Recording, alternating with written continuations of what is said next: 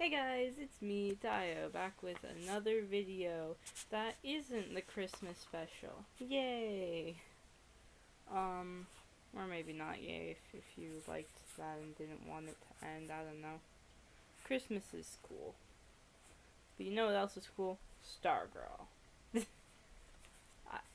And that's what we're doing today, is we're reading Stargirl, chapter 17. Yay! Yeah. And, yeah, I'm just gonna start reading, because I'll be honest, I kind of forgot where I left off, but you know, we'll figure it out.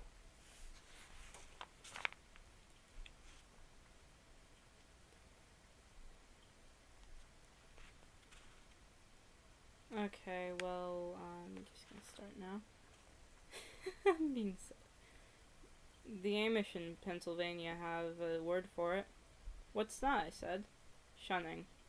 I was at Archie's. I had to talk to someone. Well, that's what's happening. The Shawnee, so to speak, has gotten himself in Dutch with the church, so he's excommunicated. The whole community is in on it. Unless he repents, nobody speaks to him for the rest of his life. Not even his family. What? That's right. Not even his family. What about his wife? Wife, kids, everybody. His pipe had gone out. He relit it with a stick match. I believe the ideal is to drive him away, but some stay, continue working the farm, having dinner. If he passes the salt to his wife, she ignores it.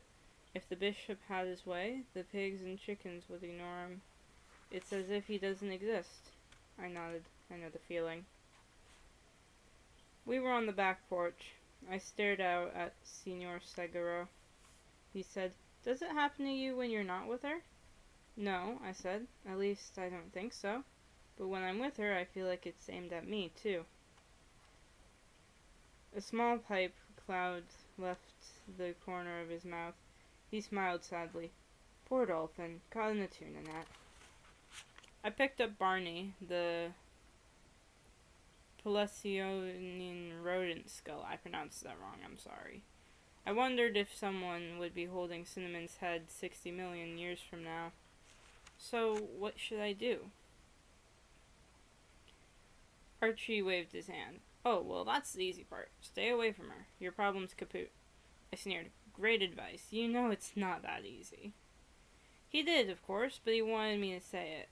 I told him about the Valentine, the night in her driveway, the walk in the desert. The question that came to mind then sounded silly, but it persisted.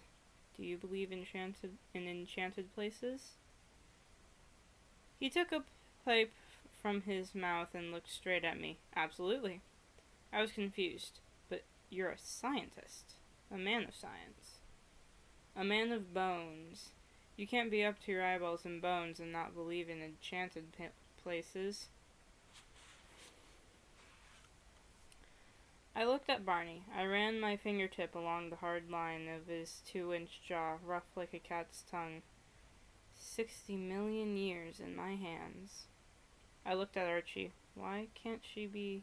He finished for me. Like everyone else? He stood up and stepped down from the porch onto the desert. For his backyard, except for the shed where he kept his digging tools, was the desert. Nature did the landscaping. I put Barney down and joined him. We ambled towards Senior Sagaro. "Not like everyone else," I said. "Not exactly, not totally, but Archie..." I stopped. He stopped. I turned full face to him. My thoughts and feelings were a wild, conflicting jumble. After staring stupidly at him for a long time, I blurted, "She cheers for the other team." Archie pulled the pipe from his mouth, as if to better digest my words. He raised one finger in the air. He nodded solemnly. "Ah, yes." We resumed walking. We walked on past the tool shed, past Senor Sagaro. Occasionally I picked up a stone and flung it towards the purple maricopas. Archie said, almost in a whisper, "She's not easy to put into words, is she?" I shook my head. "An unusual girl," he said.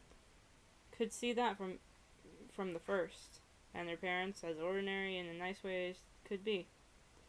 How did this girl come to me? I used to ask myself. Sometimes I thought she should be teaching me. She seems to be in touch with something that the rest of us are missing. He looked at me. I nodded. He turned the mahogany bowl of his pipe upside down and rapped it with his knuckle. A small steam of ash spilled onto a thicket of dead mesquite. He pointed the pipe stem at me. You know, there's a place we all inhabit, but we don't think much about it. We're scarcely conscious of it, and it lasts for less than a minute a day. What's that? I said. It's in the morning, for most of us. It's that time, those few seconds where we're coming out of sleep, but we're not really awake yet. For those few seconds, we're something more primitive than what we are about to become. We have just slept the sleep of our most distant ancestors, and something of them and their world still clings to us. For those few moments we are unformed, uncivilized. We are not the people we know as ourselves, but creatures more in tune with a tree than a keyboard. We are untitled, unnamed, natural, suspended between was and will be, the tadpole before the frog, the worm before the butterfly. We are, for a few brief moments, anything and everything we could be. And then, he pulled out his pouch and repacked his pipe. Trisant flew. He struck a match. The pipe bowl, like some predator or seducer, drew down the flame. And then, we open our eyes, and the day is before us, and he snapped his fingers. We become ourselves.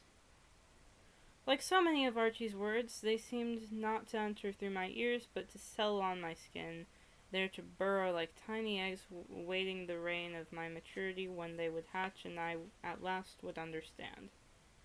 We walked in silence. Yellow blooms had appeared on the cactus, and for some reason that made me incredibly sad. The purple of the mountains flowed like watercolor. They hate her, I said. He stopped. He looked intently at me. He turned me around, and we headed back. He put his arm around my shoulder. Let's consult Senior Sagaro.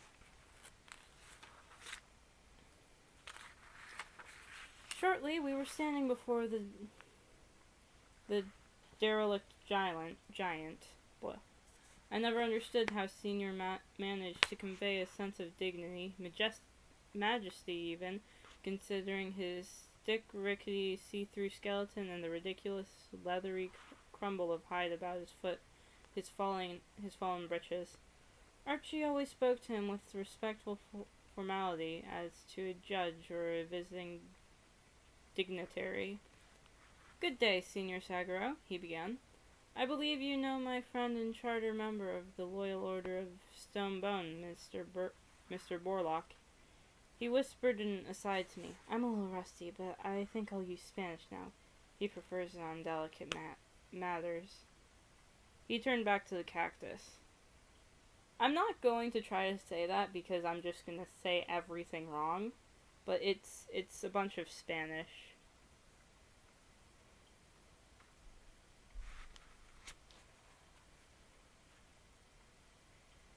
As Archie spoke, he looked up towards the elf-owl hole. Now he turned back to me and whispered, I asked for questions. Questions? I whispered. What about answers? But he was turning from me, tilting his head towards the great cactus, his finger on his lips. Shh. His eyes closed. I waited. At last he nodded and turned to me. The esteemed Signor says there is only one question. What's that? I said. He says it all boils down to this. If I'm translating correctly, whose affection do you value more, hers or the others? The senior says everything will follow from that. I wasn't sure I understood the Signor any more than I understood Archie half the time, but I said nothing, and I went home. In bed that night, as the moonlight reached the high tide under my chin, I realized I had, in fact, understood the question perfectly. I just didn't want to answer it.